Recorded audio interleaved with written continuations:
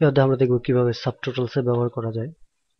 আপনি যদি আপনার ডকুমেন্টে যে লেখাগুলো লিখেছেন এবং ডাটাগুলো লিখেছেন, ডাটাগুলো নিচে নিচে সেই ডাটাগুলোর সাবটোটালস দেখাক, তাহলে অর্থাৎ আপনি যেখানে হার্ড ডিস্ক 4টা, হার্ড ডিস্কের যে প্রাইস লিখেছেন, ডিসক্রিপশন লিখেছেন, এগুলো সাবটোটাল অর্থাৎ হার্ড ডিস্কের এই সবগুলো প্রাইস নিচে দাম চলে আসুক।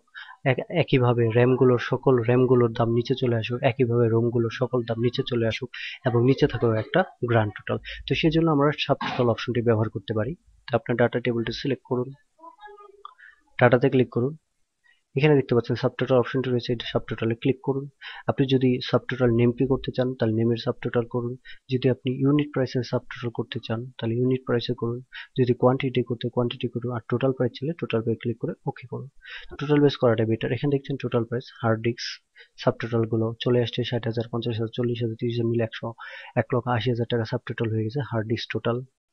তারপরে চলে এসছে সবগুলো র্যামের টোটাল এবং চলে এসছে সবগুলো র্যামের টোটাল এবং হার্ড ডিস্কের টোটাল, র্যামের টোটাল এবং রোমের টোটাল মিলিয়ে এখানে আমাদের গ্র্যান্ড টোটাল সব এই তিনটা অপশনের টোটালগুলো 2,80,000 টাকা দেখাচ্ছে।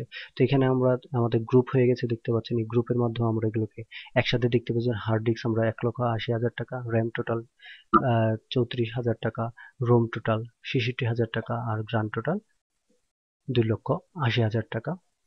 তো এভাবে আমরা সাবটোটাল ব্যবহার করতে পারি। আমরা অন্যান্য অপশনগুলো দেখে নিব, যে আমরা যদি সাবটোটালসে যেতাম, এখানে দেখতে পাচ্ছেন দুটো চিহ্ন রয়েছে, এটা হলো শো ডিটেল আর এটা হলো হাইড ডিটেল। তো এভাবে আমরা হাইড আনহাইড করতে পারি, যেটা আমরা ক্লিক করে করতে পারি। তো এখানে যদি আমরা সাবটোটালে যাই, আমরা যদি এখন কোয়ান্টিটিকে সাবটোটাল করতে কোয়ান্টিটিতে ক্লিক করে ওকে দিন, ফলে দেখতে পাবো যে কোয়ান্টিটি সাবটোটাল চলে এসেছে। যেমন হার্ড ডিস্ক টোটাল কোয়ান্টিটি 40টি, র্যাম টোটাল কোয়ান্টিটি হলো 40টি, আর এখানে রোম টোটাল কোয়ান্টিটি 40টি। এটা হলো গিয়ে কোয়ান্টিটির সাবটোটাল, গ্র্যান্ড টোটাল এতটি।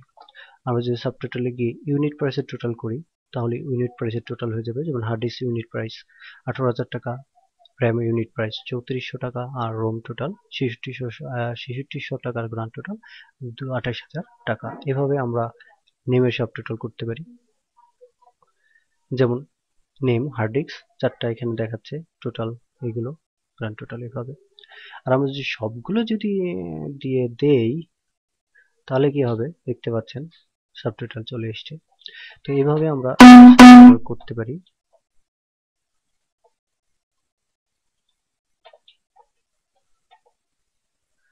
আমাদের যে অপশন থাকবে সেই অপশনগুলো ব্যবহার করে কিন্তু আমরা সাবটোটাল করতে পারি। আমরা কোন কলামে করব, কোন ইউনিট প্রাইস করব না কি করব, সেগুলো আমরা সিলেক্ট করে এভাবে সাবটোটালও ব্যবহার করতে পারি।